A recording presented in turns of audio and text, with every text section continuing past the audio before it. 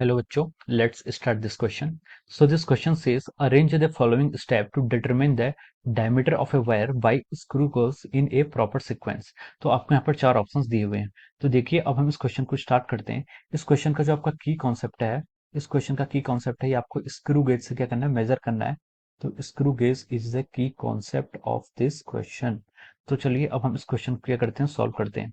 तो देखिए उसने हमसे स्टेप्स पूछा, हमें स्टेप्स क्या करने, क्या क्या हमें यहाँ पर कैलकुलेट करने पड़ेंगे। तो देखिए सबसे पहले उसने लिखा है कि प्लेस द वायर बिटवीन, ये आपको हो नहीं सकता। डिटरमाइन द जीरो एरर, तो सबसे पहले जो आपका स्क्रू गेज होता है, स्क्रू गेज में आप क्या करेंगे, जो आपका स्टड होता है, स्पिंडल होता है, आप उन दोनों को पहले मैच करेंगे और उसके बाद देखेंगे कि अगर इसमें कोई जीरो एरर है या नहीं। तो हम उसको, अगर होगा तो हम उसको जीरो एरर को कैलकुलेट करेंगे और नहीं होगा तो फिर इट इज क्वाइट गुड। तो हमारा पहले सबसे जो पहला स्टेप होगा वो क्या होगा, b, determine the zero error if and find out the zero zero correction. तो हमने सबसे पहले ये किया। उसके बाद हम जीरो एरर निकालने के बाद क्या करेंगे, उसके बाद जो हमारा नेक्स्ट स्टेप होगा, determine the pitch of the screw and number of head scale division and least count. तो उसके बाद क्या करेंगे, हम क्या करेंगे, जो आपका स्क्रू है उसके हम क्या करेंगे, पिच सबसे पहले कैलकुलेट करेंगे। पिच कैलकुलेट करने के लिए आप क्या करेंगे, जो आपकी सर्कुलर स्केल है हम उसको वन रोटेशन देंगे और उसमें मेन स्केल रीडिंग में जितनी डिस्टेंस ट्रेवल की होगी वो उसकी पिच क्या हो जाती है, कैलकुलेट हो जाती है।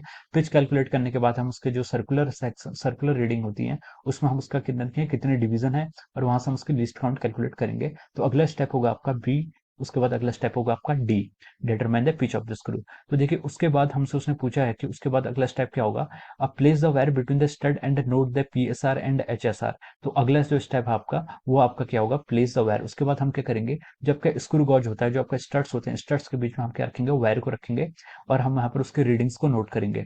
और उसके बाद जो आपका लास्ट स्टेप, जो आपका फोर्थ स्टेप होगा, वो होगा determine the CHSR and determine the length of the object using. तो हम फिर उसके बाद अपना फॉर्मूला लगाएंगे और हमें फाइनल आंसर क्या हो जाएगा, मिल जाएगा। सो तो इस क्वेश्चन को जो करने का, जो इसका जो अरेंज, जो हमें मेजर करने का जो प्रॉपर वे है वो इस ऑर्डर में है, BDAC।